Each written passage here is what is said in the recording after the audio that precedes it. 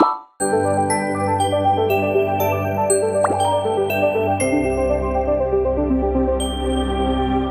hello there, people of the internet. My name is Udu Jagero, and this is Dialogues with Jagero. Today, I am speaking public speaking. Yes, sir. Public speaking. Public speaking and the things that you write on social media, they are going to catch up with you, by the way. So today, I've brought a man with the experience to talk to us about public speaking. Yes. I have been speaking not much. Mm-hmm. I've gotten a standing ovation once. Yeah, and it was the feeling was really good. Nice. My guest today is BennyHinn Walubengo. Yes. Are you you're named after BennyHinn, the guy? Yeah, I'm named after him. Ah, okay. Yes, my mom used to listen to him a lot when I was young. So when she went to the hospital, the only name she would remember, because she had like 10 names that I was supposed to be given either. So the only name she would remember was BennyHinn. But my brand name that I use Orator Walubengo. Orator Walubengo. That's a nickname. That's a brand name. That's a brand name. Yes, sir. Orator Walubengo. Yes. Okay. You are an orator? Yes. What's an orator? An orator is someone who's mastered public speaking. They received awards for it, and also they've been certified for it. So it's someone who's mastered the art, because in terms of public speaking, we have motivational speakers, we have orator, we have orator extraordinaire, we have keynote speakers. So you have like 7 kinds of speakers. So in Kenya, mostly you have motivational speakers. Motivational speakers are people who use their story to encourage other people, mostly give hope. But then now for oratory, this is someone who's deliberate in terms of the public speaking world, and they're also conscious in terms of using the art of speech and all those things. So like PLO Lumumba, he deliberately uses the art of speech. You'll hear him using things like the proverbs, the storytelling. So this is someone who's very intentional about applying the art of speech. Someone like Mokazi also, he's very intentional. So there's a distinction between speakers and orators. A speaker might not even think about, using storytelling and all these things. A speaker is just about speaking. But for an orator, this is someone who studies, they have labored, they master the style, they have mastered a certain niche in a certain area. So like Vusi is an orator. He's an orator in the area of business. So he's someone who's deliberate in terms of mastering niche. A motivational speaker can talk about mental health. Tomorrow they talk about sex. Tomorrow they talk about women. Tomorrow they talk about world war, because it's a bit open. But for an orator, you've mastered a specific niche, and at the same time, you're conscious of using the styles in terms of communication. So being an orator is that you must niche it down. Yes. You cannot just speak about everything. No. Like for me, you'll never find me speaking about certain things. You'll never find me speaking about climate change and trees and all that. While it's an important issue in the society, that's not the area where I'm focusing on. So I zero down to at least 3 areas. And there's a level where I'll have to zero down to at least 1 area. Because also in public speaking, there's a lifespan of relevance, which the most relevant people, sometimes it's about 40 years. Very few people have actually hacked like 40 years in totality in terms of relevance. So for you to be relevant in a certain generation, you must have built a certain niche. At least people should know you for 3 things, then later on they'll know you for 1 thing. So even when you study through history, you'll come to discover that there are people now like Martin Luther King. You mention him, people remember democracy. You mention William Shakespeare, people remember poetry. Aristotle, people remember the ancient wisdom. So you come to realize that there's a level where you have to zero down and say, this is where I'll focus on. Yes, sir. You zero down on what yourself? Yes. What are your 3 pillars? For me, my 3 pillars are mindset, culture, and identity. Mindset, culture, and identity. Yes. You think Mwakazi is an orator? He is. He's an orator. I don't see him speaking a lot on public spaces. He does. It's only that he doesn't post on social media. There's a level you get in public speaking where if you've built your craft, you don't have to market yourself. The audience of Mwakazi knows him. He doesn't have to be like all over. Like when you see, like last year, there are about 3 events I saw him and he never posted. Like I waited to see maybe those posts on social media, but he never posted. So there are people who've built their capacity to a large extent. They already have a name. So to some degree, they don't really have to push their brand. I think Mwakazi thinks social media is evil. Yeah. You know, he's my friend. You know. Yes. Yeah. I introduced him into his first art. That is his first cameo on stage. I introduced him. He was doing a stage play called In Hamsway at the National Theatre. Him and Bien of Sauti Sol and Anto Music. I don't know if you remember Anto Music. Yes. Like on a serious locks. Yes. And then the brother to Bien, yule jamaa wa Airtel Kitambo. Yeah, so Mwakazi and social media are two things that are apart. That do not really match. Yes. So yours is mindset. Yes, mindset, culture, identity. Culture and identity. What is mindset and what is culture and what is identity? Are you able to give them a proper definition? Yes. And how they relate to public speaking? Perfect. Mindset is the perception you have about yourself. Yeah. The perception you have about people and the perception you have about the world. So the perception you have about yourself, how you perceive yourself. And by default, how you perceive yourself is how you'll also perceive other people. And how you perceive people is how you'll perceive the world.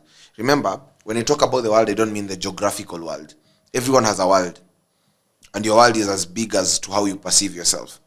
That's why there are people who say, I'm a speaker. Then there's someone else who will say, I'm a global speaker. There's someone else who will say, I'm a business person. There's someone else who will say, I run a global business. There's someone who will say, these are podcasts. There's someone who will say, these are global podcasts. Based on how they perceive themselves and also how big their world is. Remember also, all of us, our worlds are big in terms of our perceptions.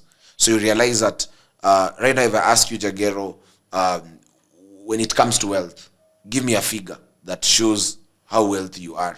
Just give me a figure. Don't even overthink. I should give you a figure right now? Give me a figure. Yes. 100 million Kenyan 100 shillings. million Kenyan shillings. Now you see, to someone else, that 100 million probably is lunch. Yeah. You see? Is there a place you can take lunch for 100 million? People can spend. In weddings, we've seen people spending 100 million Kenyan shillings. And to someone else can say $100 million. Yes. Because you said, you was very specific. You said Kenyan shillings. Yes. Someone else can say Ugandan shilling. And you say that becomes very little, eh? And you say 100 million. That's a TV. That's a 75-inch TV. Yes, so when you say 100 million Ugandan shilling, to some degree, that's probably a pro box in Kenya. You see? Yeah. So, by default, so mindset is how you perceive yourself, how you perceive people, and how you perceive the world. Then when you come to culture are the accepted beliefs that have become normal. What happens in this world, before we come, there's a book called The Four Agreements. So in this book, they write about the domestication of human beings. And one of the things I've written is that the human beings have a culture that has been set even before they came. So 70% of the decisions you make in life, you've made these decisions because culture has already decided. Like, for example, the school you went to in primary school, you're not the one who chose. Based on how your parents had a perception about that school, you hear people saying Ishuli na Peter. So when 1 million say Ishuli na Peter, people say this is now a national school.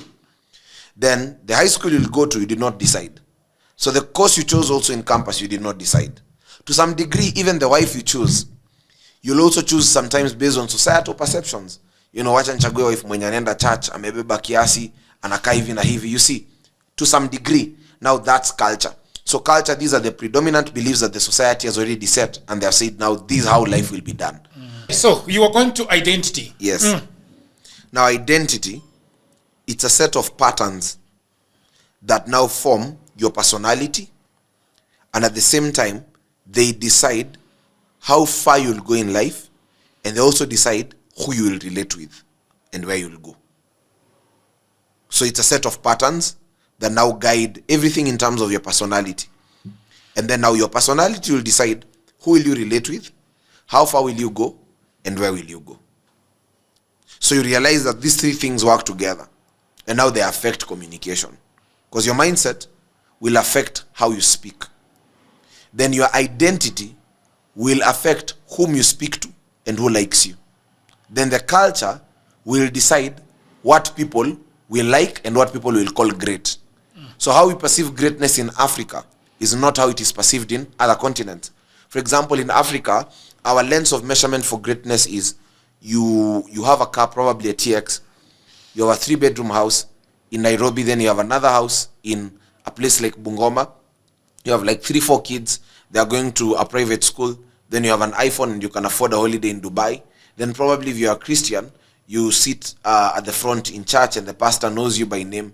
And to some degree, you have some leverage. You know the inspector here, the OCPD here. When you are arrested by traffic, you just make a phone call. Now that's what you call success. And then at the family get together groups, you can give 10,000, 20,000. You call the shots at a family level. And your firstborn is in the University of Nairobi. Secondborn is at KU. You are now a village elder. That's our lens of measurement for greatness. Now, when you go to other continents, which kind of people measure themselves like this? If you know, do you know people who measure themselves? Mostly baby boomers. Baby boomers, because also it's generational. Because also mindset is very generational. Baby boomers are the X guys. I don't know. Baby boomers, there's Gen X and baby boomers. For them, that's their lens of measurement when it comes to like success. Because every generation interprets success very differently. Gen X and baby boomers, for them, success is actually more material. More material. Lazima ukuwe na kaploti, lazima ukuwe na gari. You mean Gen X? Yes, Gen X and baby boomers. They think the same way. Yes. To some degree. Who are these people in the middle who think differently? Now there's, after Gen X and baby boomers, there's millennials. Now your generation. Yes. How do they think? For them, they perceive success from social perception. Because now they grew up with Facebook. So like, how big was your wedding? Did you graduate? Have you gone outside the country? That's why they take pictures in airports. Have you gotten a promotion? LinkedIn. You see someone has done a course in driving. I'm happy to announce. Yes, I'm yes. happy. So for them, success is more about social perception. How do people see me? What do people think about me? Then for the Gen Z and Gen Alpha, it's totally very different. For them now, they perceive success in terms of fulfillment. That's why you can see a young person can resign from work after 1 week. And they don't care. They just leave the WhatsApp group. It's a salary of 85K. Like for me, I resigned from my first job at 18. Centum. I had been given an opportunity to work as a social media strategist in a company called, I can't mention the name. But then as I was working there, just because of the work environment and a number of things, I just said, I'll have to resign. And when I resigned, my mentor called me and he was like, have you resigned from a salary of 85,000? Do you know when I began earning 85,000? And I was telling him, for me, it's more about fulfillment and purpose, more than actually just getting the job and getting the money. It's more about fulfillment. It's more about purpose. It's also more about how you're appreciated. For our generation, Gen Z and Gen Alpha, they value more about how you appreciate them, how you're able to affirm them, and also connect with them. So if you're a CEO, even your dressing code will have to change for you to connect with them. For the baby boomers, they don't value that. For them, it's about boss. It's also about the titles. Research says that between 2000 and 2005, more than 200 job titles are to be created for people to feel that they are great. Human resource manager, chief blah blah blah, director of this, they value that. They even introduce themselves with titles. Someone might not tell you their name. They'll just tell you I'm the director of KICD. They're not telling even their names. But for the millennials now, they value complexity and sophistication. That I work in this and this country and all that, they'll value that. So it's important for you to also to understand that mindset, identity, and culture, to some degree, it's generational, but also it affects a lot in terms of communication. Yes. Okay, great. We want to take several steps back and go back to the man, BennyHinn. Yes. Okay, so let's take several steps back. Yes. And talk about BennyHinn. Yes. I like my audience to know you a little bit. Like, who is BennyHinn? Where were you born? Where were you? How did you grow up? Are you coming from a wealthy background? Are you coming from a not so wealthy background? Are you coming from a very humble background? Yeah, tell me about the man himself. Are you Gen Z? Yes. How old are you? 23. Ooh. Yes. It's interesting. But that thing surprises so many people. That you're 23. But it's a capital. I thank God for it. Can I tell you something? Yes. Do you know a lot of 23s do not know where they're going and where they're coming from? That's true. Okay. So then before we answer who you are, now let's go back to who you are, because this is going to inform the reason why you are who you are at 23. Yes. Where did you grow up? Tell me about your upbringing. I grew up in different spaces. I grew up partly in Western Kenya, in Lugulu. Then later on, we came to Nairobi in 2005. And then I grew up in Maroroi. Then we moved to a place called Babadogo. Then we moved to a place called Lakisama. And that's where now my parents decided to build a house. Later on, I moved out at the age of 18 and went to stay in Athi River in Daystar. So that's how it's been. So I can say I've grown up in a fairly good background, middle class. for lack of a better word. My dad was a police officer. My mom was an educator. So both of them were disciplinarians by default. The last born, we are three of us. I'm the only boy. My background was very interesting in terms of just childhood. I was very outgoing, very vocal. My dad was very strict on some things like watching Al Jazeera, BBC, and I was like in class 1, class 2. So to some degree, it really influenced a lot in terms of my perceptions about life.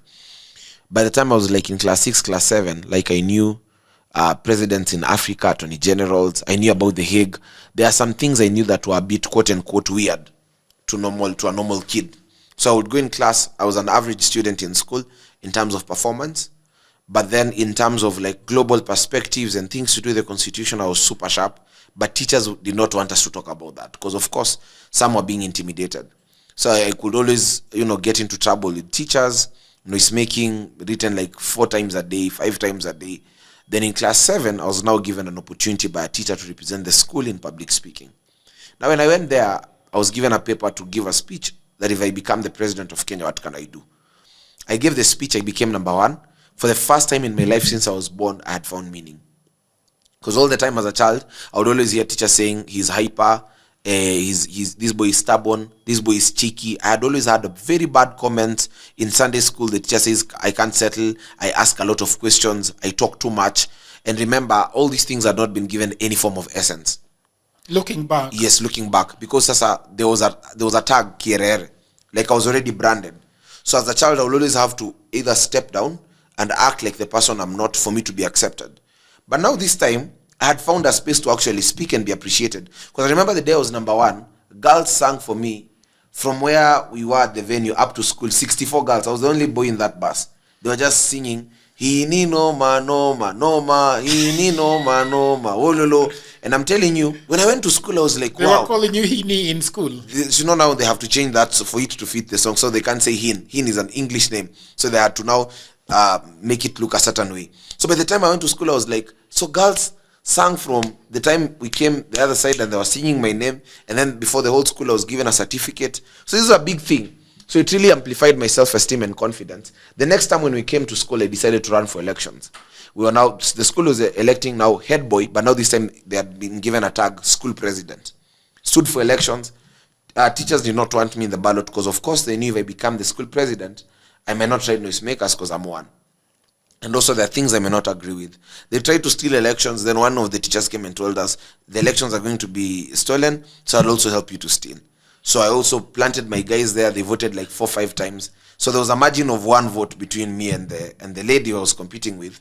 And the votes were too many, more than the number of students in the school. So it was also interesting. After that, becoming prefect, it shaped now a lot. By the time I'm getting into high school, I've begun reading Martin Luther King, Malcolm X. I know a few things in terms of injustices, and I was a bit vocal in high school, asking a number of questions.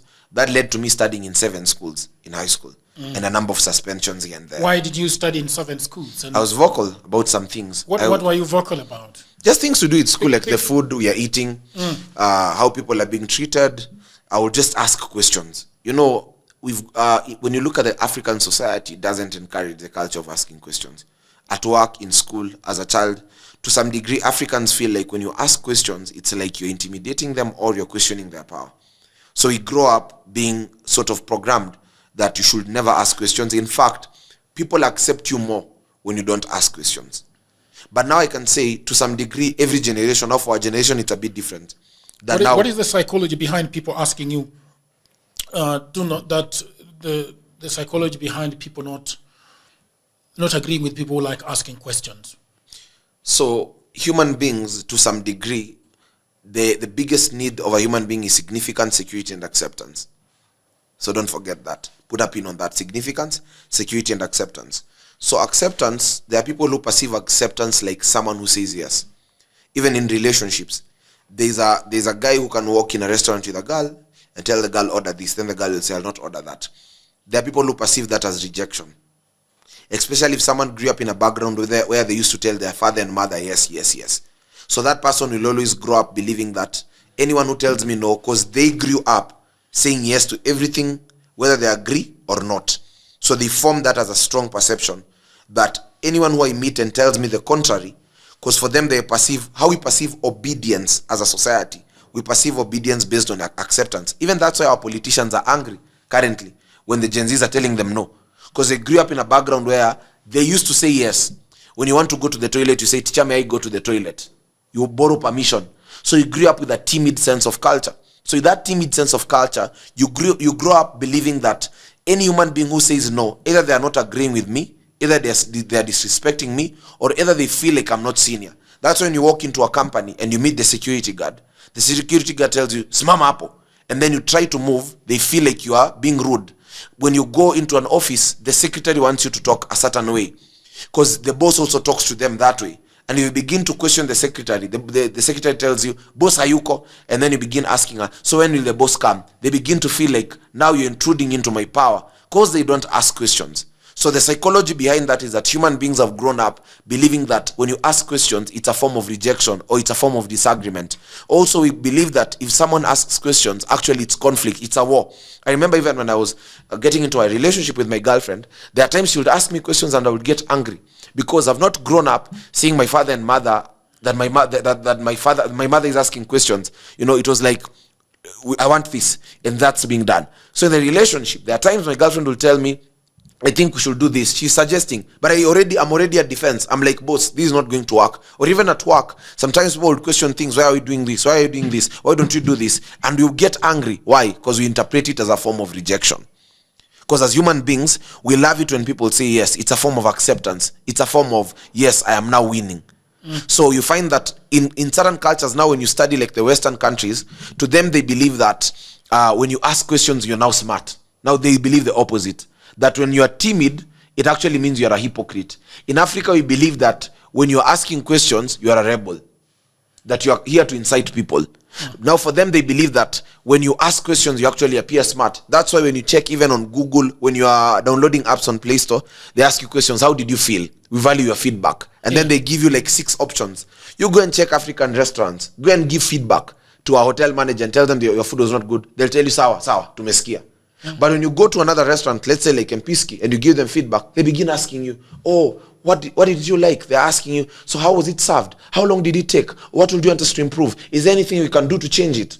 That's why these nations are developed. But now in Africa, we have a culture where we don't ask questions, so it closes the door of creativity.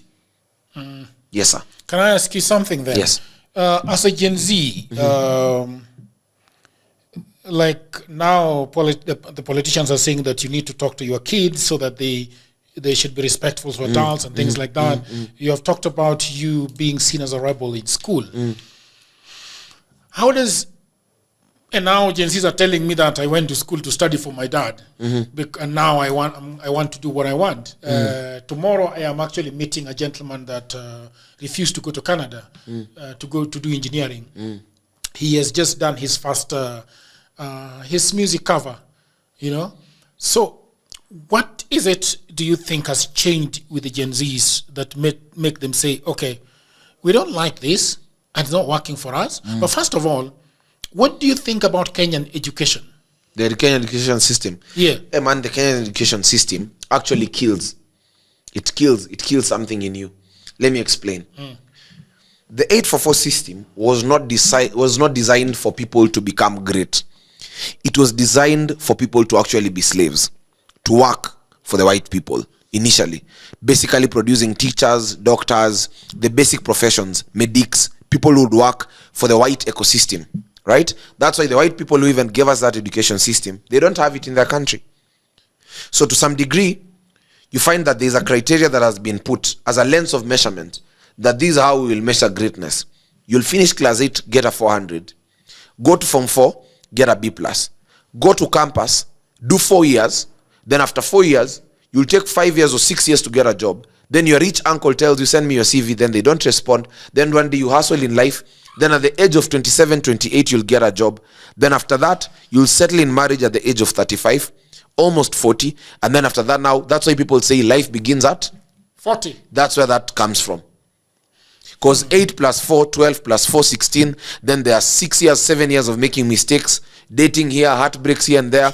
Then now at 30 you become focused as a man. Go and check on Twitter. Yeah. Even the quotes that the masculine coaches post, they'll always say, for a man, when you get to 35, you're focused and all that. So the lifespan of a man to be focused is around 30. Then for the lifespan for a lady to be focused now is around 35. So they say now you're ready to build a family. So already that has built a mindset. And then now for their kids, when you go to the Western nations, then carry their children at the age of 6 to do inventions, at the age of 7. So you come in a country like China, kids are studying AI robotics at the age of 11. Then you come in Kenya, studying parts of a leaf and the parts of an insect, abdomen, head, and thorax. So to some degree, which is important. It's not important. How is the parts of an insect helping you run this podcast? Now let me ask you a question. Like you, as Jagero, even class 5, you should know the abdomen. No. Because you see, in class 5 or class 6, okay, I'm sure you're always talkative and always outgoing the way you are. Yes. Can you imagine in Form 2, if you had been given this microphone as a gift, and you're told now, Jagero, we are going to give you 100 media stations to study how they do storytelling, how news anchors sit on the chair. How beautiful. By the time you could have gotten to 40s, 30s, boss, you'll be the biggest podcaster globally. You see? But now, because you lacked that, you studied algebra. How is algebra helping you to withdraw money in the account? So you come to realize that was not your interest. There are people who love mathematics and algebra can help them. Yeah. Now you see, like for me, I'm in public speaking. Mm-hmm. I began this thing at the age of 17. That's when I began taking it serious. I remember the first day I came and told my mom that I want to train people how to talk. My mom asked me, so how will you be doing the class? That you'll be training people how to talk. And my mom was telling me, finish school first, then now you'll do these things. But I was telling her, time is going, I'm seeing people are struggling to talk. People are losing opportunities. Can I be able to package public speaking? Then one day I went to YouTube, then I saw Vusi Tembekwayo is being paid 3.5 million to speak per hour. So I asked myself, what is this person saying? That they are being given 3.5 million, the salary of a president in Kenya, to actually, and they have not stolen from anyone, they have not done any shady contract, 3.5 million to speak per hour. You have to go to contract. 3.5 million. Okay. So I said, I will go and study. So I watched 100 videos of Vusi. Okay. Then I went and looked for PLO Lumumba. Mm-hmm. This time I'm still in high school. Mm-hmm. Sat down with PLO, I asked him, PLO, Prof, what do you do to be outstanding? Because Professor PLO has traveled in more than 30 countries in Africa, speaking globally before president. Prof told me he does 3 things. He said, I read, and read. I said, okay, sir, thank you. Look for Mwakazi. Mwakazi told me I've been able to maintain integrity, that I keep my word, and at the same time, I ensure that I've delivered the best. I looked for a guy called Maina Chege. Just a minute, brother. Yes. Just a minute, brother. Mm-hmm. Let's go back a little bit. Mm-hmm. At what point did you meet with, how did you watch the 100 videos of Vusi? This when I was in high school. I just downloaded the videos on YouTube. There, he was doing business masterclass. Which year in high school? 2019. Yeah, no. Which year in high school? Form 2? Form 4. Mm-hmm. Form 4. So I was downloading these videos, listening to them also during the COVID period. I was just listening to these videos. Business masterclass. There's some videos that he did long time ago. And I was writing some of these things. Then I looked for Burale. I looked for Mwakazi. I looked for Dr. Wale Akinyemi. I met Vusi when I was 19. I met Vusi 2 years later after that at Movenpick. And when I was seated there, I was actually with Burale on that day. I asked him the question again. What is it that these people are paying for? And he answered me the question. When he gave me the answer, I was now fine. Now see, if I got a teacher like Vusi, or a teacher who is into public speaking early enough in primary school to train me how to stand out, to train me how to dress up, social dining rules, because I remember one day I was given an opportunity to speak in Nanyuki after Form 4. A guy called Kamau called me in Nanyuki to speak to the board of directors, and he told me, don't say your age. Just dress up, suit up. Pastor Tia told me, never dress like where you're coming from, dress up like where you're going. Don't tell these people about Babadogo and Lakisama. Those are your personal stories. You go and deliver. So I did the presentation. After I was done, these CEOs are excited. They want to have dinner with me. I did not know how to hold a fork and a knife. I did not know that this is how you need to eat ice cream. I had taken all this chunk of food there, and these people have invited me as a guest speaker. So all of them are looking at each other. The personal assistant to Kamau Karaoke called me aside and said, boss, you're killing whatever you've just done. Reduce the amount of food on that plate. Then watch how we are behaving on the table. Watch. So can you imagine? I was not taught social dining etiquette rules. Okay. At the age of maybe like class 7, class 6. They didn't teach them. They don't teach them in school. These things are not taught in school. Even teachers don't know how to eat. Oh, be careful. Even teachers don't know how to eat. So it's a big problem. You see, I was not taught. They eat ugali with their hands. Yes. I was not taught phone call etiquette. I remember there's a time Ezekiel Mutua was mentoring me. And I called him more than 7 times. And there's a time I was just texting him on WhatsApp, hey, hi. And he asked me, boss, I'm not your girlfriend. Why are you texting me hi and haze? And I could text him at 10 p.m. No one taught me phone call etiquette. No one taught me that when you call someone once and they don't pick, you should not call them again. No one taught me that you should not use ellipsis markers. Because sometimes, let's say you want to meet Jagero, and then someone texts you and then Jagero says, I'm not available now. Then someone texts you, okay, with 4 dots. It means that you're still expressing that you're angry. That's attitude, low-key. So no one taught me those things. No one taught me that there's a way you can say thank you instead of saying thanks. Because thanks seems like it's not a big deal. No one taught me that someone, when they send you 200 or 300 shillings, immediately you should call them before you use the money and tell them thank you after 6 hours. Because it means that that's selfishness. That actually you only wanted the money. Why should you not call immediately after calling once? Yes. Why should you not call immediately after calling once? You should take time. Because I'm on a podcast and yes. When I get out of this podcast, I will see somebody has called me maybe 4 times or 5 times. Yes. Now, to some degree, it shows impatience because that person might be busy. So you call, then when that person does not pick, you send a message. Then if you send a message, then they don't call, you call them after 2 hours. If they don't pick up again, send them a text. If they don't revert back, call tomorrow. If it doesn't happen, you build capacity. Just build capacity. It means to some degree, either that person has not perceived you to a certain degree. Because I've been in places where I've sat with a person, maybe this person is a busy guy, and someone is calling them, they don't pick. Then when their wife calls them, they pick up immediately. Or when a business partner calls them. So also people respond to you according to how they perceive you. So this is what I always say. If you see that you are texting someone, you're looking for them consistently, and they're not reverting back, or you're looking for an opportunity, and to some degree, that opportunity is not responding the way you want, it means that you've not yet built capacity to a certain degree. Like, imagine if 2 years ago I reached out to you and told you, Jagero, call me on this podcast. Boss, you could have put me pending. Right now, I'm sure there's someone who has texted you, you've not responded in 2 weeks. And you know that they're busy. But you texted me. Why did you text me? To some degree, you saw an aspect of value. Human beings respond to you according to how they perceive you. So when I noticed that, I said it's better for me to work on my capacity. Because even when you check through scriptures, no one stood before the king by taking themselves before the king. David, Daniel, Esther, Joseph. What happened to them? They were referred. For David, this mic of yours, you'll have to for David, yourself. For David, yeah. A servant said that there's a young man who can play the harp well. For Daniel, someone said there's a young man who can interpret dreams. For Joseph, the same thing happened. For Esther, to some degree, Mordecai also endorsed her and told her that there's something happening in the palace. So I came to realize that there's a level of competence where you don't push. There's a level of competence where you work on yourself. Then, after working on yourself, the opportunities began to open up. Bruce Lee says, I don't fear a man who has practiced 10,000 kicks, but I fear a man who has practiced 1 kick 10,000 times. So to some degree, competence has a magnetic power that communication does not have. So competence to some degree, actually, I tell my students in public speaking that competence should come first. After competence, build communication. Because now the danger is that there are people who only have competence. They lack communication skills. So you are highly competent. Like there are guys in tech. There's a guy who is a web developer, one of the best in this country. But that guy cannot speak. So what does he do? There are people who take his job, they go and broke. So someone goes and says, for this website, we'll charge $500,000. They go and speak in the boardroom. Then they come and pay him 100,000. Because he lacks the aspect of communication. He's competent, but he lacks. It's not a good thing.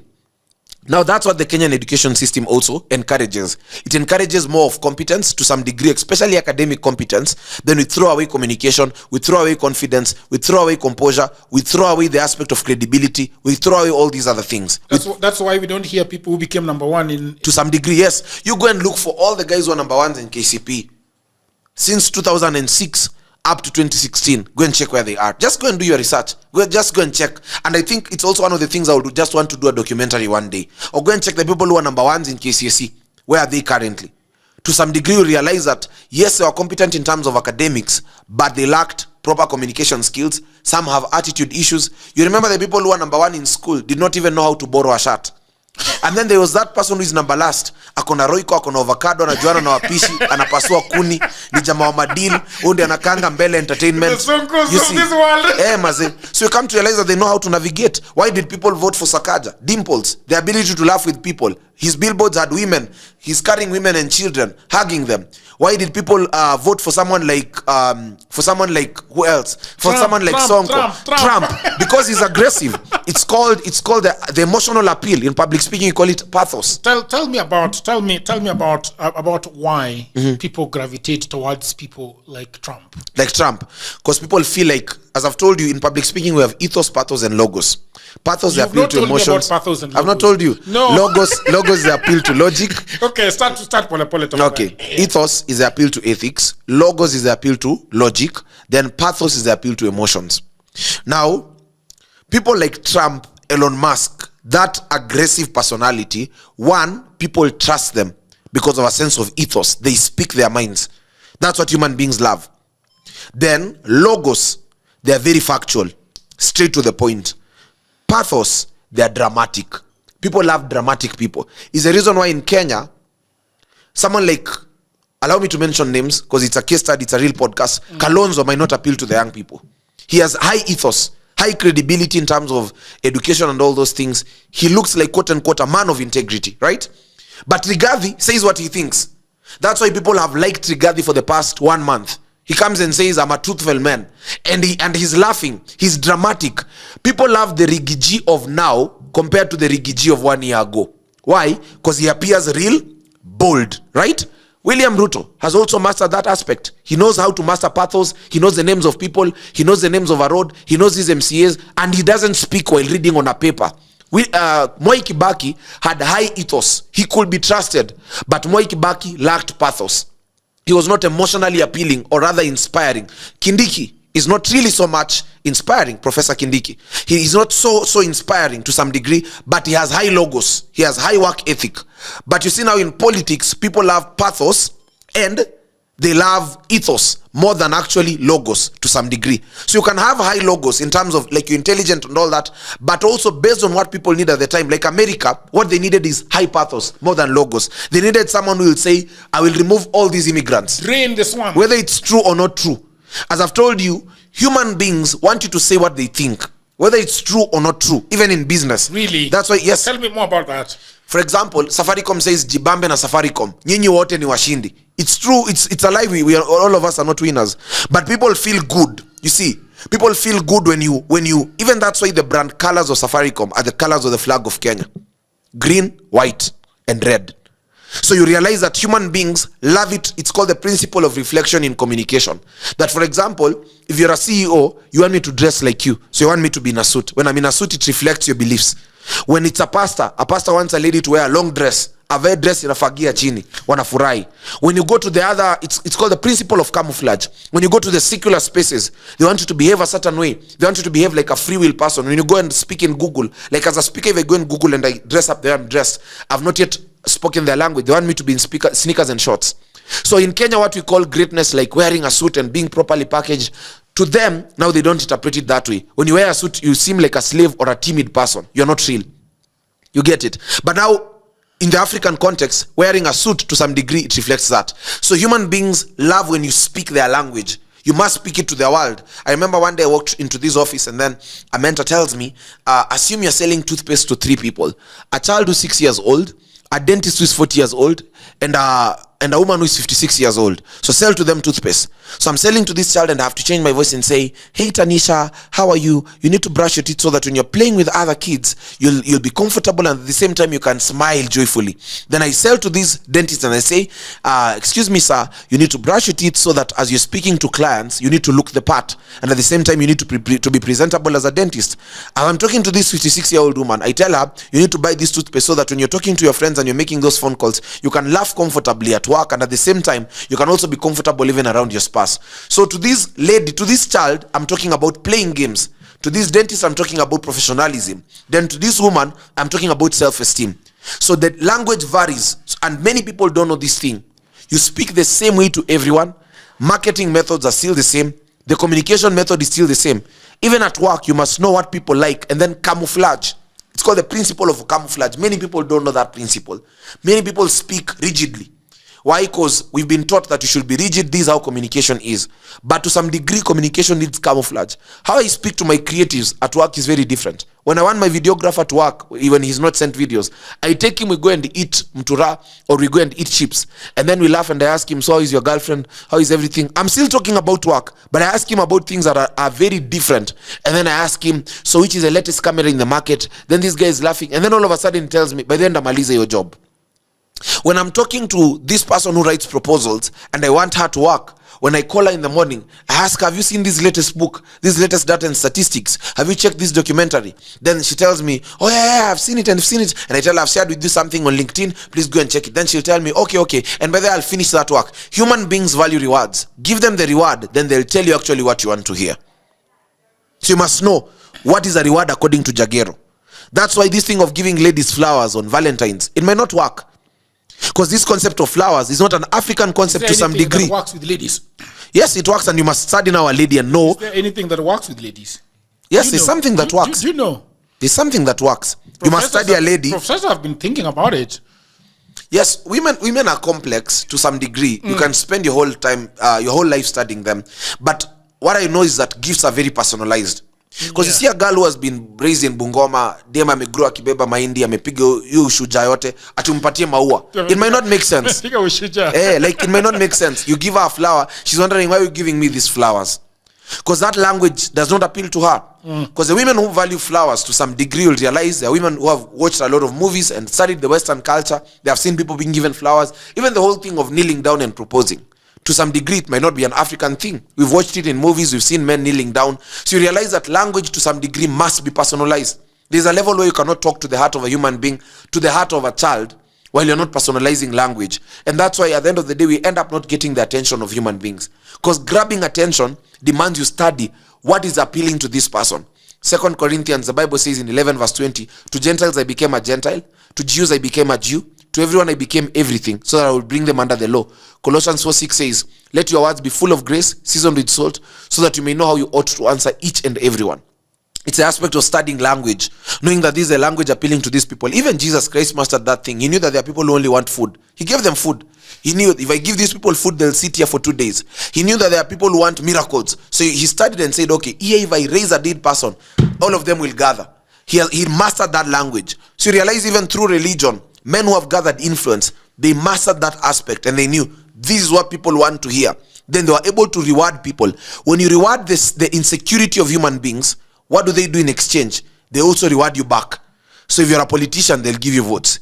If you're a business person, they'll perform at work. If you are now like you, what are you rewarding your people? You're very authentic. You laugh on your podcast the way you want.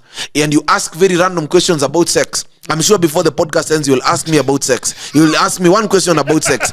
So you ask very controversial issues. You see, so people love you for that. Yeah. People love you for that. You're not so composed and you say, now you're going to do a 20 minutes podcast. And then you ask me questions like, Benny, what inspires you in the morning? You don't ask typical questions. You can ask me, why did you decide to wear gray? Yeah. Why did you decide to wear black?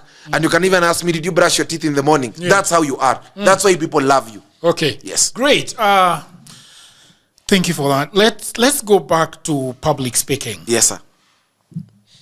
It's very confusing because for you are a public speaker. Yes. Murali is a public speaker. Mokazi is a public speaker. We have we could say that William Ruto is a public speaker. Sindio? And then we have people who want to speak well. Yeah. How do you are there? I don't know how to ask this question. Is it?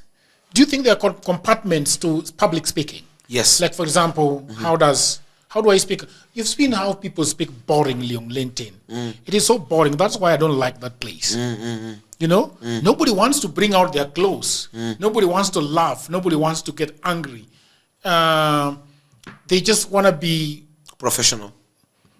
Don't even think that's the word. They just want to be something. I can say. Do you really think that LinkedIn is about professionalism?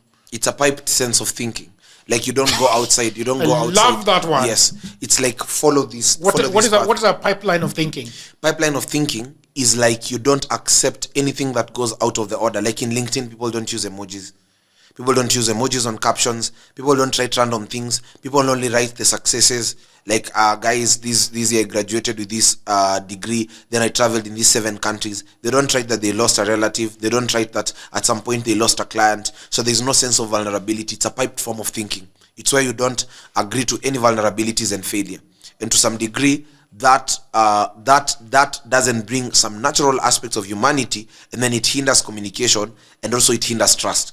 That's on LinkedIn. To some degree, you might not get a huge turnover of clients because there is no sense of trust. Everyone is coming with a mask. But if you are now more real, to some degree, either people might not accept you, or the other extreme is that they might accept you extremely well. Does it make sense? So it's a pipe form. It does make sense, but also, do you think that people on LinkedIn needs to change? It needs to change. Just wear shorts a little bit. Yes, it needs to change. It needs to change. But I've been seeing even the young people who are joining LinkedIn, to some degree, they're disrupting that space. Even with how they're packaging their captions, how they're packaging the content, to some degree, it's changing. So I think it really needs to change a lot. Because when you study the metrics, on TikTok, people are more real. Then on Facebook, people are a bit controlled in terms of values. On Instagram, people are fake. Then on LinkedIn, people are a bit rigid in terms of these how things need to be done. Then when you study now on YouTube, people are more intimate. That's on YouTube, someone can watch a video for 1 hour, 2 hours. Someone who follows you on YouTube, they follow on YouTube and they're able to listen to you. So when you check on TikTok, someone can record even a video that is unedited. They can record a video and they are just coming from the bathroom and say, hi guys, and they have Omo all over, or even they have soap and all that, and they're telling you guys the lights are off, and that's what people love on TikTok. So on TikTok, also based on generational perspectives, because when you check, Gen Zs and Gen Alphas are not so much on LinkedIn. They are now mostly on TikTok because they love the reality and authenticity. Then now for baby boomers, they are a bit controlled in terms of they are very reserved. So they love that aspect of, let's just talk about our achievements. Let's stick to serious business. They love agendas in meetings. So you can't have an agenda. When you're dealing with Gen Zs, the meeting should not have a specific agenda, 4 points and all that. They get bored, they get tired in meetings. That's not their space. So to some degree also, what were we talking about? We were talking about public speaking. We were talking about LinkedIn. We were talking about LinkedIn. We are dressing down LinkedIn. Yes. Yeah, and I love the way that you have dressed it down yes. very well. And yes. I think people should change there. Yes. Even if I am an employer and I go there and I find a lot of people that are looking the same, yes. sounding the same. Yes. It's boring. It's not real. It's not real. Yes. Let's go to public speaking. Yes, sir. Break it down for me. What is public speaking and why is it important to myself as a podcaster, to yourself as a public speaker, to an editor? This gentleman needs to know how to do public speaking. Very true. Hey, Mutiso is here. Hey. What public speaking does, it's advantageous in 5 ways. Okay. Number 1, it builds the ability of expression. There's a level where please, you're not... when you say the 5 things, yes, you speak in English, eh? Yes. You and PLO and Vusi tafadhalini. Yes. It will be very simple English. Yes, and expound on them. Yes. So it builds the ability of expression. You may have a gift. Like research says currently in Kenya, there are a lot of young people who are in tech, these creatives, graphics designers, videographers, and none of them can speak for themselves. They prefer chatting with you, negotiating with you on a contract through text message. To some degree, you can't persuade a client that way. So number 1, it's important for the ability of expression. If you lack the ability of expression, selling your gift becomes a bit hard. So, and many people lack that. Then number 2, the ability of conflict resolution. Do you know why? When many people are late for a meeting, they prefer texting you than calling you, or not even picking your calls. They show up and then they tell you, I'm sorry, I was late. But they couldn't have called you. Why? Because you have not been versed well in terms of communication and conflict resolution. It's the reason why people prefer breaking up more than actually having a conversation. Research says that currently in Kenya, we are at a rate of 92% in terms of breakup and divorce cases. Why? Because of communication skills and conflict resolution. That you hurt someone in December, they tell you in February. And they tell you when you're disagreeing. By this, ya dume nizoe ufala, kwanza kuna ile do yangu iliniombanga ukurudisha. And that person had all the opportunities to address it, but they address it after 3 months later. And you see, when you've built offense, the Bible says that it's hard to convince someone who already has offense, that a brother who has offense, you cannot be able to actually recover them. It's hard to recover that relationship. So when offense has been built, it's hard for someone to communicate. Number 3, public speaking enables you to actually stand out in boardrooms. Someone said when they sit, I stand. When they stand, I stand out. And when they stand out, you put a standard. As I've said, that there's a level in life where you'll enter in a room where all of you are competent. I was told of a story that the other day there's a big company that was actually employing a CEO. So they called people to bring in their CVs, and 36 people showed up. And unfortunately or fortunately, all of them had degrees and masters. All of them were good in class. All of them had these nice suits. Then when they entered the boardroom, this founder tells them, tell me about yourself. And out of these 36 people, only 5 people could actually compose themselves immediately and tell about themselves. Someone was being asked, so what did you eat last night? And what is the most interesting thing about you? Do you know many people don't know how to answer that question? What is the most interesting thing about you? You tell someone, tell me 5 things. Someone takes a girl on a date. They have sat there for 2 hours talking about the weather. Na mvua inanyesha. Na hii serikali ni mbaya. People don't know how to talk to a lady, or even a lady talking to a man for 3 hours in a conversation. I go to Java and I see how people sit weirdly in dates. For 2 hours, no one is talking. You're just texting a girl every day, hi. Otherwise, hi. Umekula, umelala, kwenye kunanyesha, kwenye kuna jua, and all that. You find that even the ability to build a conversation, many people lack it. That's why you realize that you have 900 contacts, but you're only talking to 7 people. Your father and mother and sisters. You have a family WhatsApp group where you all send jokes. You've never posted on your status. Your WhatsApp DP does not have any picture. Then you're using the slogan that you're given by WhatsApp. Hey there, I'm using WhatsApp. And then you're a young person, probably 25, 30. So to some degree, even how will you be able to get a girlfriend? Let's not even talk about jobs. Just getting friends that you've not even put a DP. To some degree, no one can be able to connect with you. The fourth thing communication helps you is the ability to tell a story. Many people don't know the ability to tell a story, especially even the story of your product, the story of your vision. You walk into a room, you're trying to persuade investors, and to some degree, you don't know how to hold small talk. Talking about the random things, or you've not built capacity yet to even handle small talk. So you realize that you're a gentleman, you've met this person who is highly exposed, this person is an investor. I remember one day one of my friends got an opportunity to be given a lift by this CEO from Karen up to town. So they're on traffic on Ngong Road. And this CEO is asking him, so what do you think about the BBI? And my friend had to call me on WhatsApp. And now I was listening to the conversation while typing. I tell him now, say this, say that, say this, say that. He struggled a lot to hold a conversation with this guy. And you see, there must be the small talk before the big talk.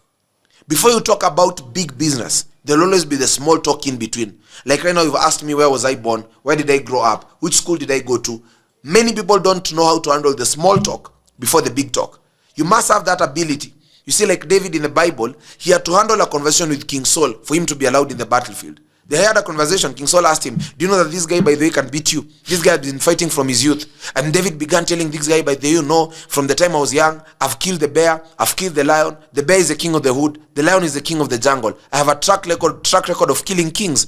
Goliath is the king of giants. They had to hold a small talk. David had to ask a number of people, what is happening here? You remember? He asked like 2 people, by the way, what is happening here? Remember, he had been sent to take food. He needed the ability to hold small talk. Okay, thank you very much. I hope you're enjoying this podcast. Today, this podcast is brought by a sponsor of DWJ. Our sponsor is Titan Impex. It is a cargo company, a shipping company that is basically doing shipping from America to Kenya. So, I'm a lover of the Premier League, and I wanted somebody to bring for me a 75-inch QLED TV. And Titan Impex said, Jagero, we can do that for you, and we can collaborate with you on DWJ. So I went to the website and registered my name, and I was given an address. And so if you just go to titanimpexshipping.com, you get to know who they are and where you can get them. You can register there. They are very honest people. They're very open, and they are always cost effective.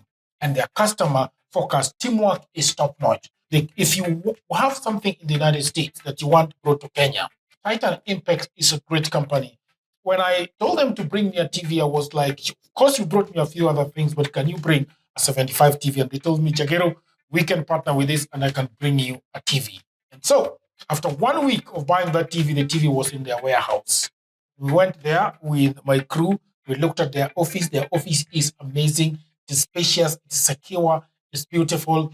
And I saw my 75-inch QLED for the first time. I was so happy.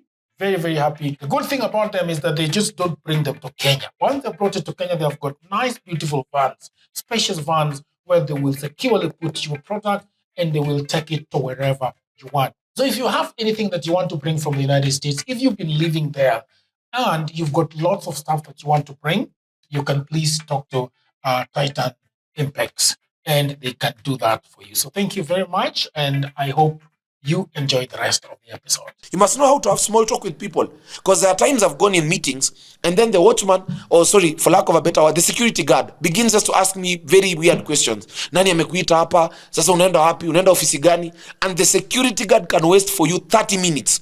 30 minutes deliberately. They just tell you kaa hapa, hautaenda mahali, and you can't do anything about it. And then the big guy is waiting for you and is not picking calls. So the big guy cannot defend you. So when you enter the gate, you should know how to hold the conversation with the security guard even before you get to him. Ambeni aje bana, habari asubuhi ya leo, wewe nikaa tulisoma na wewe nasari. Then the guy begins laughing.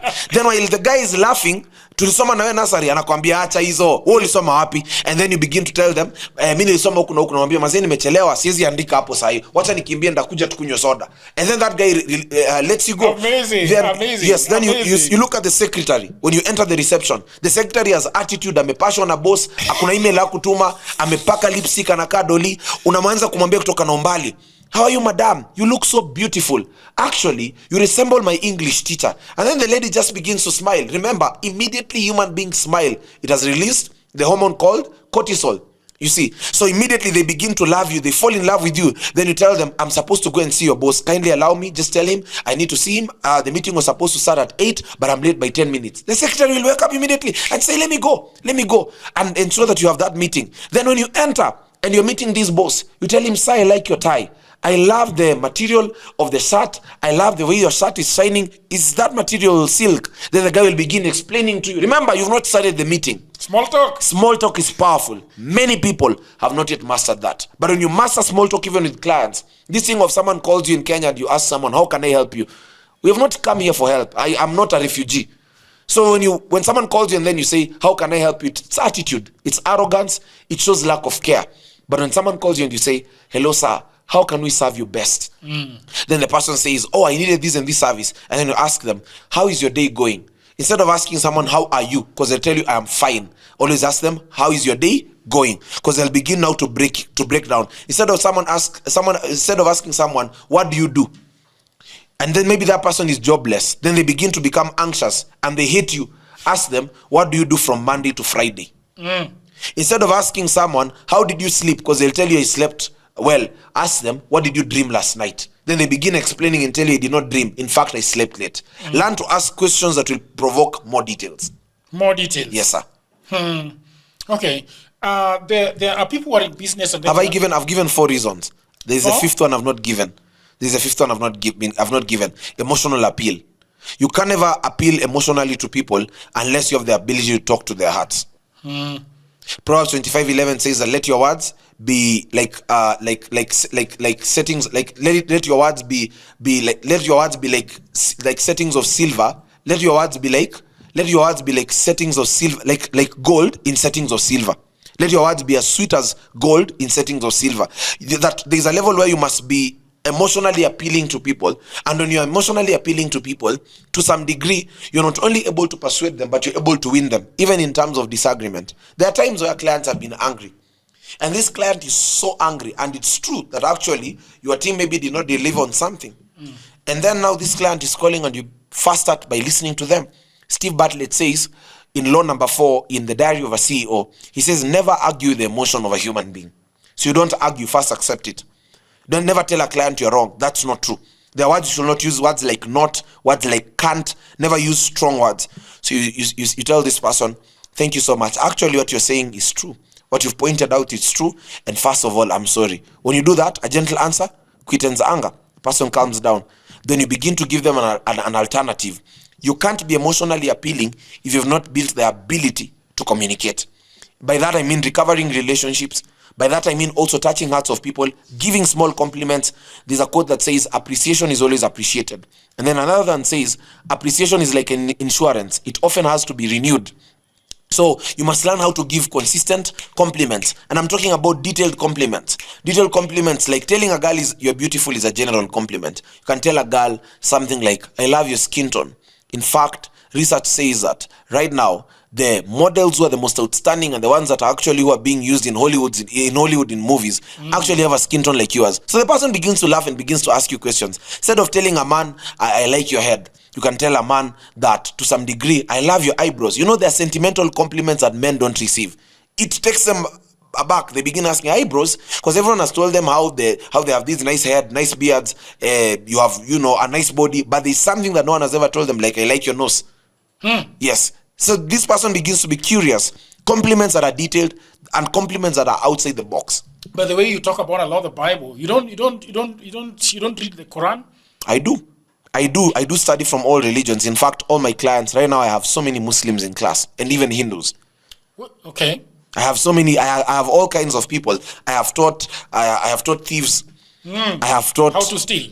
Not how to steal, how to explain themselves. Maybe when they have stolen. But anyway, I've taught thieves. I've taught all kinds of people. But I just reference a lot from the Bible because I study the Bible from a context of public speaking. Because I see public speaking a lot. There are more than 289 verses that connect with public speaking. So I study a lot from an angle of communication. What is your best? The best. Top 5 or top 10? Scriptures. Top 5. Yeah. First Samuel. You do top 5? No, I do top 3. Top 3 is good. Yes. 3 is a powerful number in public speaking. Is it? You're gonna tell me about I'll tell you about 3. Yes. 1 Samuel 16:18, where the Bible says that King Saul said he wants a man who is perfect in playing the harp. He only said one condition. Then they describe David and they give 7 conditions. They say he's good in playing the harp, what you wanted. Number 2, he's good looking. He's eloquent. The Lord is with him. He's courageous. But apart from everything else, he's also brave. They give 7 qualifications when the king was looking at 1. And that's why he always tell people, when you're underqualified, you'll be rejected. When you're qualified, you'll be accepted. When you're overqualified, you'll be appreciated. Yes. The third one? The second one. Yeah. Daniel 5:14. It says, I, Daniel, I have wisdom, light, and understanding. This was when Daniel was standing before the king. And remember, Daniel became a prime minister at 19. Before he was thrown into the dungeon? When is this happening? This one is Daniel chapter 5 verse 14. This is before. Before. This is when he had stood out. Remember, Daniel, at the age of 19, he was in power.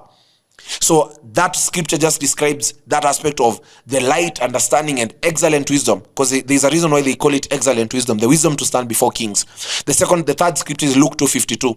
It says Jesus grew. Luke 2:52. Yes, Jesus grew in wisdom, stature, favor with God, favor with man. Wisdom, mental growth. Stature, physical growth. Favor with God, spiritual growth. Favor with man, social capital. Can I ask you something? Yes, sir. Those are beautiful. Can I ask you something? Tell me about the man Jesus.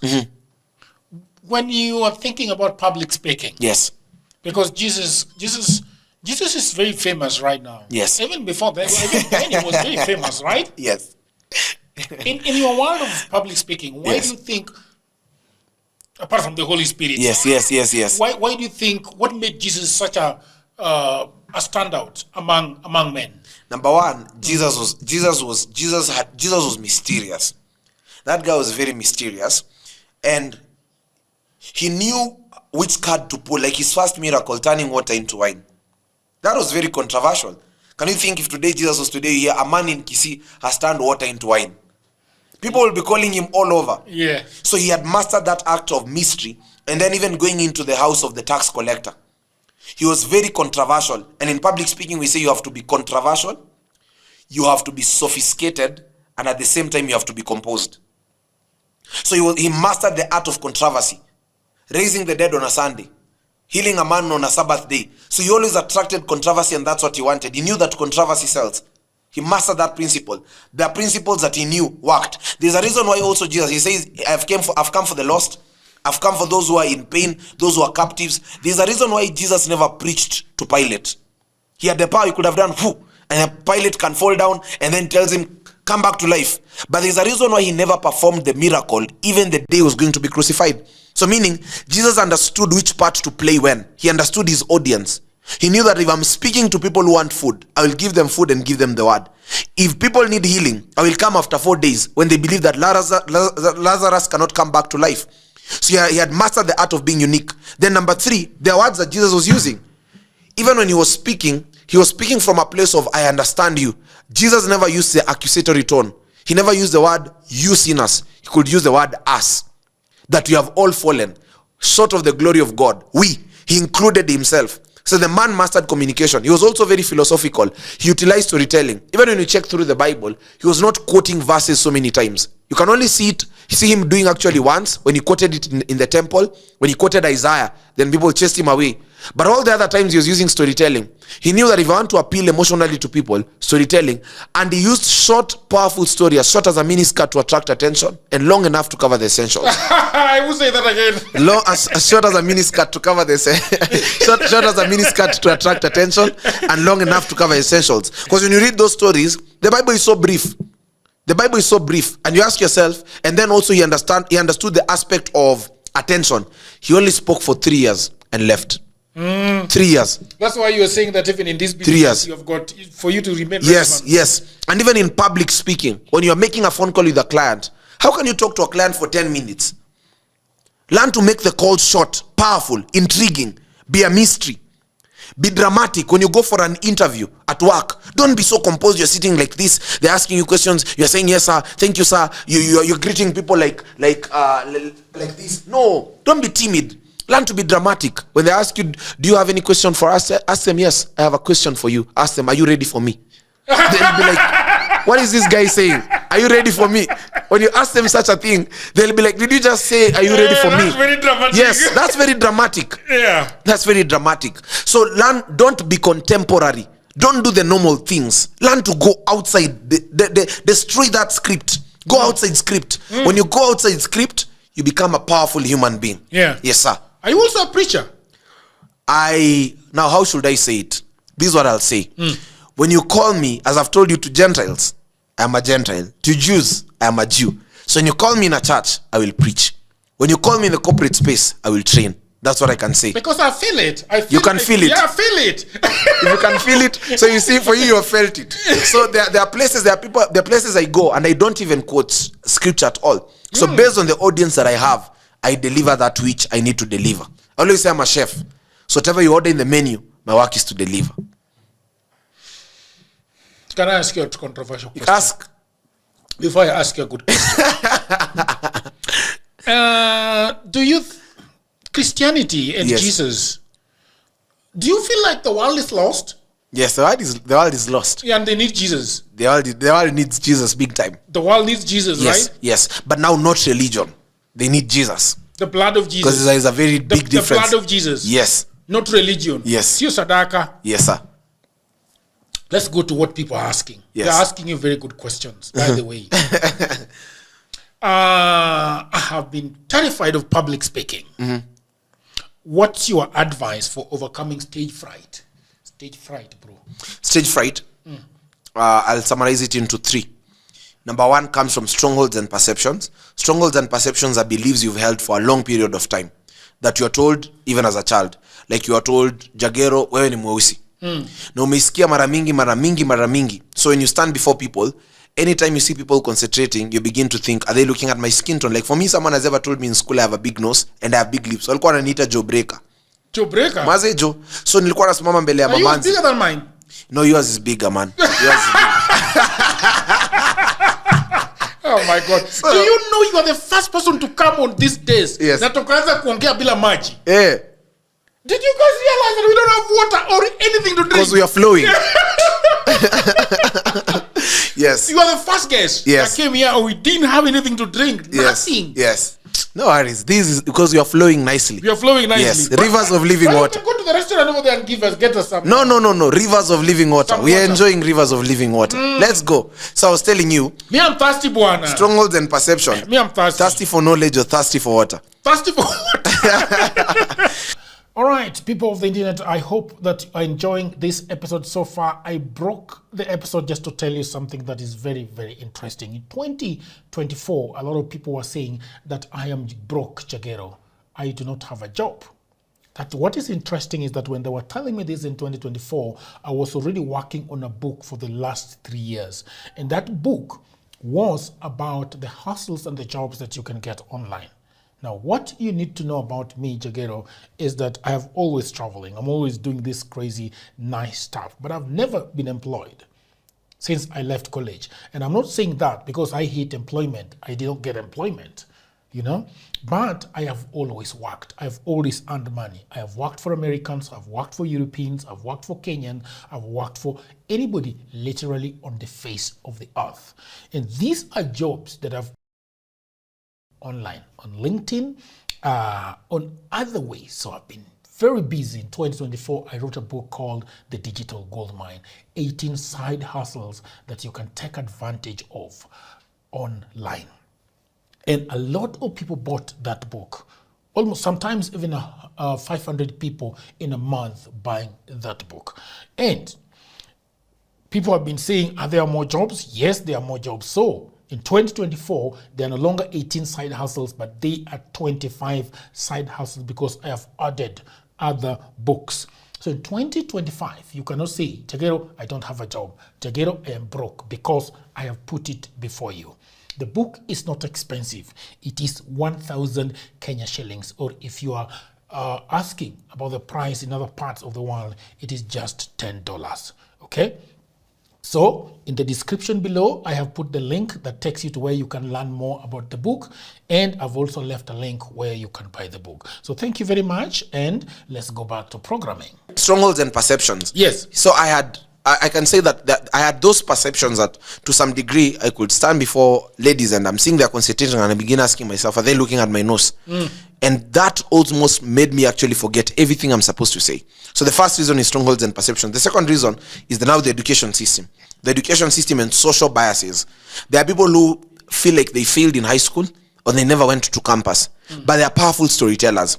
So this person feels like if I go and stand before people, they'll ask me, you have a degree in what? Or you have a master's in what? That can lead to stage fright, because there are spaces I've gone, Jagero, I've spoken to 50-year-olds, I've spoken before boards at this age. And when I stand in these places, one of the things I was told, and I'll say this, and I pray that our people might not forget this. When you stand before any audience, know that you've been qualified for that minute and you're in charge at that moment, and focus on what you're supposed to do. There's a time I went to an international school to speak, and I'm there with a Bolt. And then one kid asks me that their biggest problem is they don't know which car they want. That their father wants to surprise them on the birthday and they don't know which car they want. Now imagine you're speaking before this kid in an international school and you came with a Bolt Boda and they all saw you alighting. To some degree it can lead you to be timid or intimidated and you'll not deliver. So these are called social biases, or sometimes education system. The third thing also that affects people is also social status. You feel like you're not wealthy enough to speak in some spaces. When you come to realize stage fright is just a manifestation of these three things: the education system and social biases. Maybe you're a short man and you've walked into a room and ladies are laughing. Maybe they're laughing for any other reason. And then you begin to think, are they laughing because nakam tungi? Yeah. Or maybe you're a lady. Now, to some degree, society thinks that dem anafaa kuwa amebeba nyash. Na unajua una nyash. So una msuti, alafu umesimama mbele ya watu, and you begin seeing men hitting each other, and you begin thinking, ama wanacheka juu sijabeba, ama wanacheka because of my skin tone. So what I always tell people, focus on those three things: conquer strongholds and perceptions, begin to perceive yourself rightly, begin to speak things into existence. Romans 4:17, you speak things that are not things that are not as if they were. Job 22:29 says, where there's a casting down, we declare there's a lifting up. Begin to call yourself a global speaker. Begin to dress as such. Write on all your profiles. Introduce yourself as such. Begin to influence yourself. The second thing also is competence. Anywhere where there's insecurity, there's incompetence, and there's inadequacy. It's internal. Insecurity leads to incompetence. You're insecure, you're fat because you don't work out. You're insecure in terms of speaking because you don't practice in terms of grammar. You are insecure because of finances, because you don't maybe save or invest. Anywhere where there's insecurity, there's incompetence. Where there's incompetence, there's inadequacy. So work on competence. Competence kills insecurity, because anywhere where you're competent, you'll be confident, right? Then the third thing also, surround yourself with a community of people who are powerful. William Shakespeare says that when you want to fix a flower, you don't fix the flower. Fix the environment of the flower, then the flower will be fixed. So be in a community where you are charged. Yes, be plugged in. Yes, sir. How do you deal with hecklers or disengaged audience? There's something called audience profiling and diplomacy. So when people are heckling you, you first pause, listen to them. Let them heckle. When you keep quiet, because the whole purpose of heckling is that when people heckle you, they want to irritate you. So if you keep on speaking and people are heckling you, to some degree they'll keep heckling. So learn to keep quiet. Then when you keep quiet, let them heckle, and as they continue heckling, they will realize that you're quiet. Then you might not respond at that time, you can respond later. Or once they're quiet, find another way to be able to come back. So music, you can put some music, or you are the only speaker at that time, invite another speaker to come in. Who is their favorite? When that speaker speaks, then now come back and calm the situation. And then never use accusatory tone. Acceptance is the key to winning people. When people are angry at you, first agree to what they are saying. So be like, nakubali yale ambayo mnasema. Poleni sana. Use powerful words to calm them down. Empathy wins people. Okay. Yes. Amazing.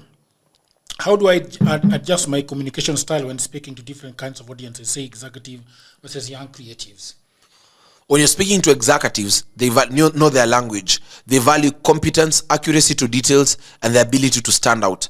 That includes your dressing. That includes how you stand. That includes slides. Be a bit sophisticated. When you're speaking to creatives, they value authenticity and storytelling. So when you're speaking to creatives, for them, use authenticity, even how you dress up some nice sneakers, have that nice cologne, and then at the same time use personalized examples. Many people speak things that they have read in books. While that might be powerful, to some degree when you're speaking to creatives and random people, that might not be powerful. They love personalization. So for the CEOs, use a lot of data and statistics. Apply logos mostly. Data and statistics, powerful references, World Bank report, United Nations report. When you're speaking to creatives, utilize now the other aspect. Be more authentic and be more personalized. Amazing. I've been struggling with structuring a speech for maximum impact. Do you know how this can happen? So there's something called speech diet. Speech diet is a 3-course meal. Now we come to a mystery of number 3. Yes. The whole world has been built on a system of 3. Yes. God the Father, the Son, the Holy Spirit, 3 arms of government, shirt, trouser, shoes, father, mother, children. Go and do your research. Everything is in 3. Everything. How are you? Yes, we can. For the people, of the people, by the people. Everything is in 3. That's the system of the world. If you want human beings to remember any 3-course meal, 3-star hotel. So in public speaking, there's something called the rule of 3. It's called the tricolon pattern of communication. So you must have a story, you must have data and statistics, then you must have a powerful analogy on now the content. So if that guy is struggling to structure his speech, let him master storytelling, then also let him master data and statistics over the content he wants to give, then powerful analogies, short. And then also the kind of stories, when you finish the show, I'll give 2 powerful stories for your audience. Master these short 30-second stories, 45-second stories. They can really help you. Great. Yes. The last question. Yes, sir.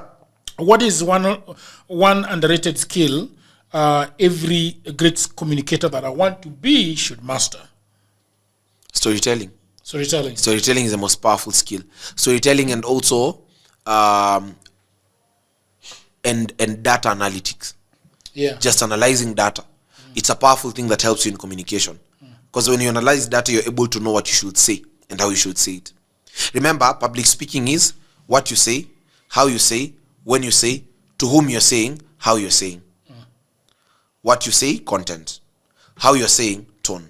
When you're saying, timing. To whom you're saying, authority. Why you're saying, conviction. Amazing. Yes, sir. It's been wonderful. I hope that the stories you're going to tell, you're going to give us the moral lesson. They're powerful stories. Are you gonna? Is the one the driver to the Nazi? No. That's not included. There are many. I have like 1,000, man. I can tell you a story every day. You don't like that one of the driver? I love it. The one for Adolf Hitler. Yeah. The one where he said, my driver can answer the question. Yes. I love it. It's a good one. Make it number 4 if it was not one of your stories. Love it. Story number 1. Okay. It's a story about the whisper. One day, there's a mechanic who was also a car dealer. So this CEO, his car had an issue.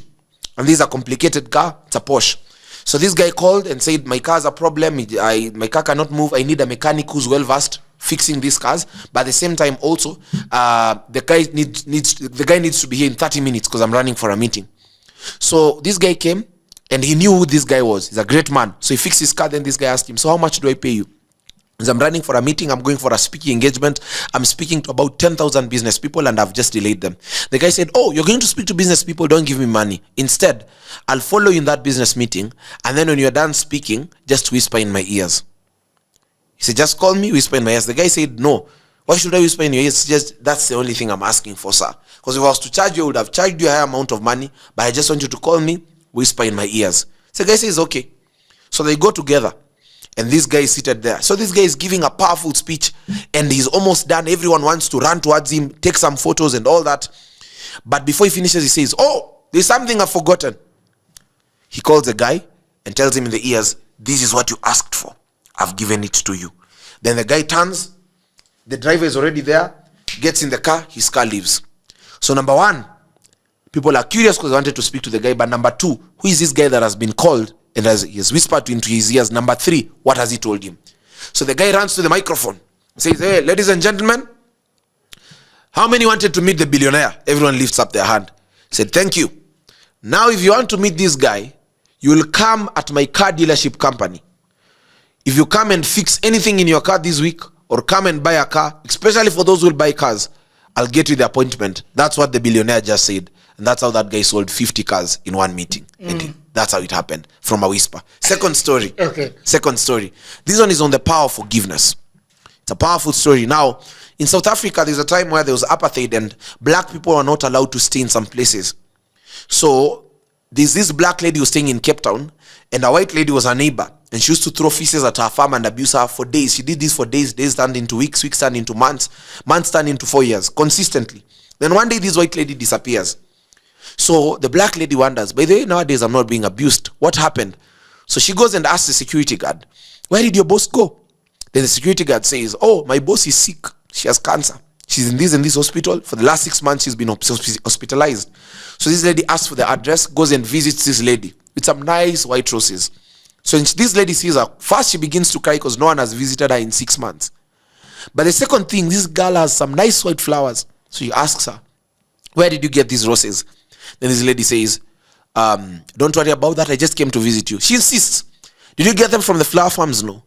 From the greenhouse? No. From the supermarket? No. Where did you get them? Then she says, I got them from the farm where I used to throw feces. These are the flowers that came out. A wound leaves a scar. But a scar leaves a story that says I can survive. Turn all your wounds into wisdom. Yeah. The third story. Are you ready for this one? Are you ready? I'm ready. There's a powerful story said about Microsoft that one day they wanted to employ someone at a managerial position. Then 2 young people were qualified. All of them had gone to Harvard, super intelligent, brilliant solutions. The CEO was a bit confused. Who should I give the job? So the CEO took them for coffee. Then they were all served coffee. And then the CEO told them, now you can go ahead, we can have coffee. Then one of them added sugar before he had tasted it. And then the CEO said, I'll pick this other guy who tasted first before adding sugar. Because there's a level in a managerial position where we don't look at intelligence, we look at attention to details. Third story about your guy, Adolf Hitler. The fourth. Yes, fourth story. Yeah. Adolf Hitler used to give speeches in various places. And he had several rules. The number one, people wouldn't take a picture of him, so it was mysterious. Number two, to some degree, he would only speak for a short period of time and then he would leave the venue. So people would gather curious to listen to Adolf Hitler. So his driver had mastered that speech because he had listened to it severally. So one day they go to a place and Adolf Hitler tells the driver, by the way, today I'll not speak. I don't feel like speaking and I'll sit at the back. I'll be your chauffeur and you'll be the speaker. And because these people have not seen my face, they will believe that you're actually Adolf. And the driver says, yes, I mastered this thing. So the driver goes, delivers a speech confidently. Adolf Hitler is seated at the back as a chauffeur. After the driver has done this speech, he did it so excellently that he was even overconfident. He asked people, do you have a question? Then a professor shoots up his hand and says, I have a question, and asks a very hard question that this guy could not answer. Then the guy says, that question is so easy. I can't answer it. Let my driver at the back answer it. The rule of mentorship. It's been a pleasure, brother. Yes, sir. I really loved it. Thank you. I loved it so much. It's refreshing in 2025. Yes, you have started Dialogues Jagere with a bang. Yes, sir. What now you've talked about Vuzi, you've talked about the orators out there, PLO, Burale, and all of them. Mm-hmm. Are you where you want to be? For me, I'm in the right season, man. I'm in the right season. I'm speaking to my generation. How do people get you if they want you to? So tell me about your business. What the people. So iSpeak Academy trains people in public speaking. It's called Speak Academy. iSpeak Academy. iSpeak Academy trains people in terms of public speaking, from executives, government leaders. I've trained the highest office in this country that you can ever think of. That office, I've trained. So I've trained executives. So we do public speaking. We also help people in terms of book writing. So after we've trained you in public speaking, if you're interested in book writing, we have that whole ecosystem.